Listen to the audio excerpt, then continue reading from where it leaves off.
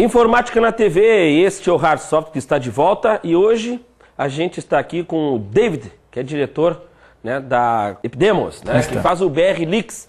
Agora é o seguinte, uma curiosidade, né, de onde é que veio essa coragem, assim, né, pô, no que vocês se basearam, como é que é essa história aí? Explica. Bom, esta história foi, ela já é antiga, porque, como eu disse, nós começamos com um projeto do sistema operacional em 2003, nasceu como um grupo de pesquisa dentro de uma universidade, e na época, quando eu fui chamado para trabalhar nesta universidade, os dois principais administradores me chamaram para conversar, e eu disse, ok, eu aceito o convite para dar aula, mas eu tenho uma regra, eu quero trabalhar com software livre. Bom, quem estava na entrevista comigo era um filósofo e um teólogo. Então, consequentemente, as expressões software e livre não faziam muito sentido juntas na mesma frase para eles. Resultado, eles escutaram toda a minha argumentação e no final um olhou para o outro e disse assim, olha, se ele não fizer nenhuma bobagem, em 6 meses ele continua. E aí então tivemos um problema. Por quê? Eu aceitei o desafio, eles aceitaram também a minha proposta e aí então eu comecei a implantar na universidade software livre. Mas os que já estavam no mercado, os existentes. E isto para uma comunidade de usuários de formação na área de administração, direito, contabilidade, normal superior, pessoas que não vêm do mundo da informática. Quem vem do mundo da informática aprender um novo sistema operacional é relativamente simples. Agora, quem vem de um ambiente de trabalho fora desse contexto é difícil. Para eles, a curva de aprendizado tem um significado prático. Para nós, é um mero detalhe. Então, ali residiu o nosso primeiro problema. Bom, não tem uma distribuição Linux hoje com uma interface que possa ser amigável. Certo. Hoje nós podemos dizer, sem nenhuma preocupação, fomos a primeira distribuição organizada com uma interface propícia à migração. E assim, ó, o que se precisa saber, né, qual é o conhecimento que tem que se ter para desenvolver, para fazer um BR Leaks, por exemplo? Hoje, o que é necessário? Né? O que é hoje necessário? Você tem que compreender como um sistema operacional é feito. Então você tem que entender conceitos como, por exemplo, módulos de kernel. O que é uma kernel? O que é um módulo interno, um módulo externo? Quais são os módulos que trabalham com dependência de reconhecimento de informação dos dispositivos? Enfim, essas informações que normalmente o hardware te fornece para que você então possa trabalhar. Saber trabalhar com os endereços de entrada e saída de dados que o hardware fornece. Saber trabalhar com linguagens de programação como C, isto é indispensável. Outras linguagens que dão suporte, como Shell Script. Trabalhar com linguagens com orientação a objeto, com definição de ambientes gráficos. Você tem que lidar também com estética. Então, na realidade, você não é só um programador. Você também tem que entender um pouco da estética do ambiente de trabalho. Porque quem vem da área de computação está acostumado a escrever o que vai por trás daquelas janelinhas e daqueles botões. O usuário não quer saber o que está ali. Ele quer saber o botão, ele quer a janelinha, estética ao gosto dele. Então a gente também tem que ter esse tipo de preocupação na hora de criar um sistema operacional. David, assim, ó, eu tenho bastante dificuldade com Linux, até por falta de conhecimento, mas assim, eu vejo um problema sério que é aplicativos comerciais, por exemplo. Né? Como é que eu vou rodar um software de financeiro em uma rede totalmente Linux se eu não converter ou se não fizer em ambiente web, né? Um ambiente Delphi e tal? Bom, quanto menor for a dependência do ambiente em que o software foi programado, quer dizer, quanto mais puro dentro de um ambiente de programação, a gente fala desta forma, quanto mais puro for o código daquele executável, tanto mais fácil é a execução dele, mesmo assim dentro do BR Leaks. O BR Leaks é um Linux. Então, a natureza do desenvolvimento do seu sistema é a de um Linux.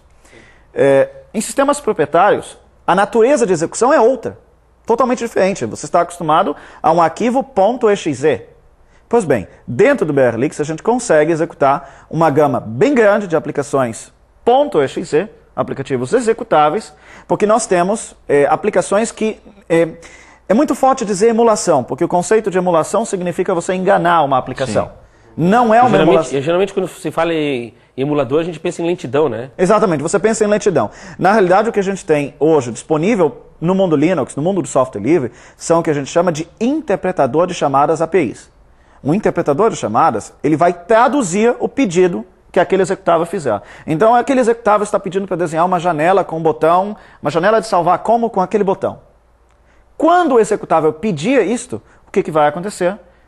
O interpretador de chamadas APIs vai dizer assim, aqui você pede desta forma. Então eu vou te fornecer a janela de uma outra maneira. Mas a gente consegue. Existem algumas aplicações, eu posso citar como exemplo, Corel 9, nós rodamos sem problema, uma gama muito grande de jogos, porque a gente também tem essa preocupação, porque a gente sabe que o usuário quer jogo. É verdade, tocou no assunto realmente que às vezes o pessoal que curte games fica meio... Fica na dúvida, fica na dúvida, vou usar Linux, vou ter acesso aos meus jogos. Eu costumava inclusive usar como argumentação para os meus alunos entrarem para o grupo de pesquisa. Olha, vem testar teu jogo. Gosta daquele jogo? Vamos testar. Se não funcionar, vamos adaptar o código até o sistema fornecer o espaço para aquele jogo. Então nós fizemos isso muitas vezes com uma infinidade muito grande de jogos. Esse jogo ainda não roda? Bom, temos um prazo de 7 dias para fazer ele rodar. Legal, eu acho que isso aí vai fazer vocês crescer cada vez mais. Né? Porque vocês têm essa preocupação de fazer essa não é interatividade, essa... como é que se diz? É uma integração. Mas essa integração, interface entre outros aplicativos, recursos, né? Agora, esse relacionamento, essa integração, né? Ô, David, desculpa. É o seguinte, o que eu li bastante sobre o BR-Lix e o que eu percebi é que gerou muito comentário sobre a semelhança da interface gráfica com o Windows. O que tens a dizer disso? Bom, esta pergunta ela surge desde a primeira versão, que na época se chamava o nosso projeto, desde o Familix. Que a interface ela é, se não idêntica, porque não é, mas ela é muito parecida. Pois bem, existe uma questão histórica a respeito de um processo de patenteamento de interfaces que aconteceu nos Estados Unidos, na época em que Henry Ford teve a brilhante ideia de colocar o volante do lado esquerdo. O que aconteceu no momento equivalente na Europa? Existiam outras empresas que também estavam fabricando automóveis e se viram numa questão delicada. Vamos pagar a patente pelo volante do lado esquerdo? O que aconteceu foi feito um processo de patenteamento inverso, fecharam essa patente e começou a ter 2 padrões distintos de interação do usuário com o automóvel. Acabou criando uma situação tão desagradável que o restante da Europa, que não fazia parte da segunda patente, nem da primeira, o que começou a fazer? Começou a adotar a primeira patente sem pagar e argumentar, não vamos pagar. Por um motivo muito simples, você estava estabelecendo uma regra de interação, estabelecendo uma patente sobre uma interação entre o usuário e uma máquina.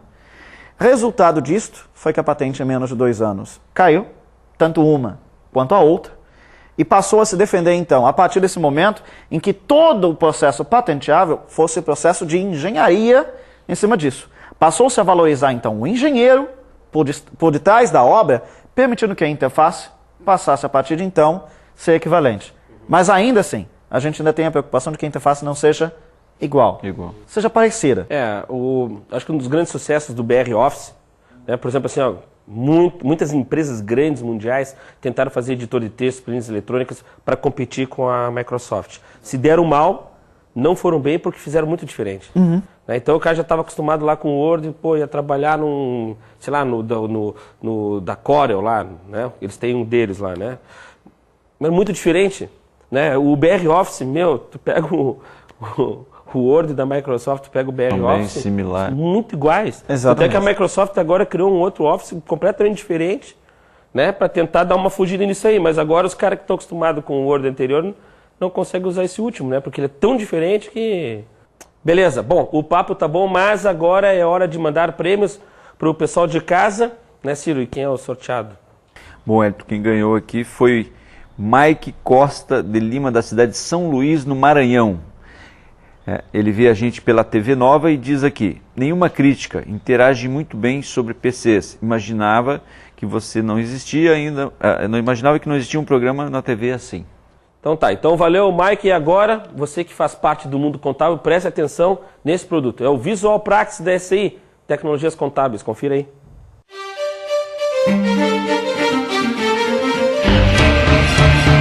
Folha de pagamento Pratice. O sistema faz cálculo de adiantamentos, folhas, complementos, férias, 13º, rescisões, impostos, provisões e integrações contábeis. Gera todas as integrações possíveis para o governo, como CEFIP, RAIS, CAGED, GRRF, Previdência Social e Imposto de Renda, integração bancária e de ponto. Peça uma demonstração sem compromisso. Conheça e compare. Ligue para 0800 47 0808 ou acesse www.tecnologiascontábeis.com.br.